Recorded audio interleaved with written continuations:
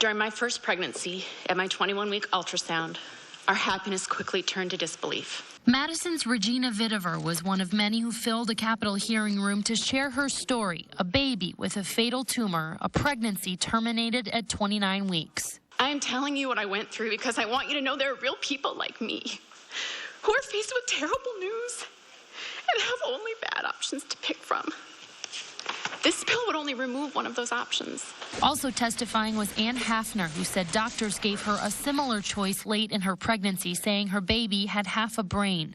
She refused to terminate, and her son Bryce was born. He is now 11. The bill's authors argue the bill isn't about abortion, but that babies at early stages can feel pain at 20 weeks, a point on which doctors sharply disagree. The medical literature is exquisitely clear that the anatomy exists very early in fetal development for pain to be sensed.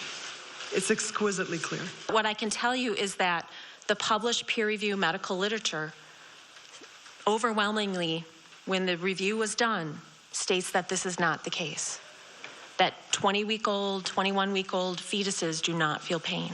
There are also differences on a medical exception in the bill, some concerned about the mother's life, others concerned about the baby's. Abortion is never medically necessary to save the life of the mother, and hundreds of doctors have attested to this fact. The public needs to know that if this happens, that physicians will not be adequately able to take care of many pregnant women.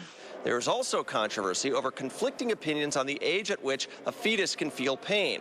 The bill's authors presented testimony from doctors who say a fetus can feel pain at 20 weeks, but the Wisconsin Medical Society and several other medical groups say that pain can't be felt until 29 to 30 weeks. The biggest arguments came over that issue and whether doctors should be making decisions based on fear over whether their decision to look out for the health of a pregnant woman could send them to jail. I may decide that I don't mind a jail term or having a fine, but I think this is an enormous problem for physicians to continue acceptable medical care. Aren't doctors faced with a chance of being sued for any decision they make?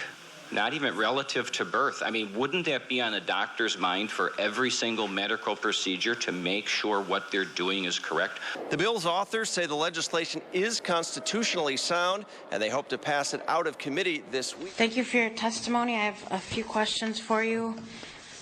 So there are no exceptions for victims of rape and incest, correct, in this bill?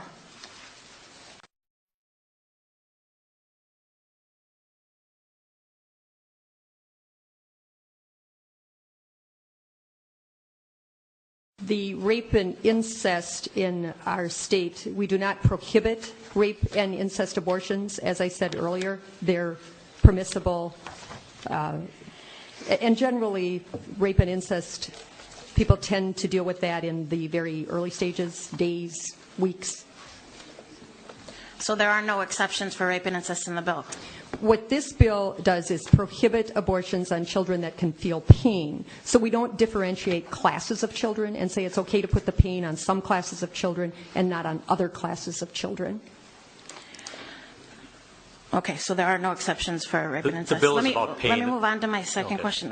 Why did you include the provision on page 2? I read that there's a provision about maximizing the survival of the unborn fetus with no regard for the impact it would have on the woman and the woman's health. Which lines are you on? Where are you on? Page 2, about the third paragraph down. The bill requires reporting of the nature of the pregnant woman's medical emergency and a statement of whether the method of abortion used was one that provided the best opportunity for the unborn child's survival. Are you on the analysis or on the language of the bill? Page 2, in the leg analysis. Yeah, you're on the analysis. You'd want to look within the statutory language of the bill? So what do you think of that? So I'm reading it as the provision about maximizing. It's a provision that maximizes the survival of the unborn child with no regard for the impact it would have on the woman's life. Yes. There's no language That's in not, there that says no regard for the life of the mother. So we keep referring back to the definition of medical emergency as we have it in our statutes, and that definition states that you basically have to do what you can for the mother. But we want to make sure that in this bill we have language added that we want to make sure that it's not going to be intentional killing of the child, just to kill the child. They're going to have to do whatever they can for the child also, whatever possible. So the medical definition, we're still going back to medical emergency as it's defined in the statutes to help the mother. Why do you think medical groups like the Wisconsin Medical Society oppose the bill? Yeah, hopefully they'll testify. Well, again, that's refuted by other medical doctors in the state of Wisconsin that do not support that and write vigorously that they make it clear they don't represent the views on the proper care of disabled children in utero. So there are many that disagree with that. But are you concerned that if you think that you have a solid bill here, why do all the medical groups in Wisconsin oppose this bill? I haven't seen all the medical I don't know groups what saying they are all the oppose the groups. bill. We certainly have many physicians that... Well, certainly Wisconsin Medical Society does, and I would think that they're... I think there's a physician we coming up that's going to hold actually them in talk higher. about I would put my trust in physicians that... work in the field. Well, I would put my trust in the physicians that wrote this letter. I would want to be in their care if I were to be in a crisis situation, or a loved one of mine or anyone in the state of Wisconsin would be in a crisis situation. I would want them to be in the care of physicians that take the life-affirming approach.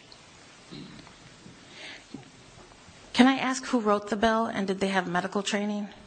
Who wrote the bill? Our drafting attorney wrote the bill, as all it- bills are written. Do either of you have any medical training? What does that have to do with the bill?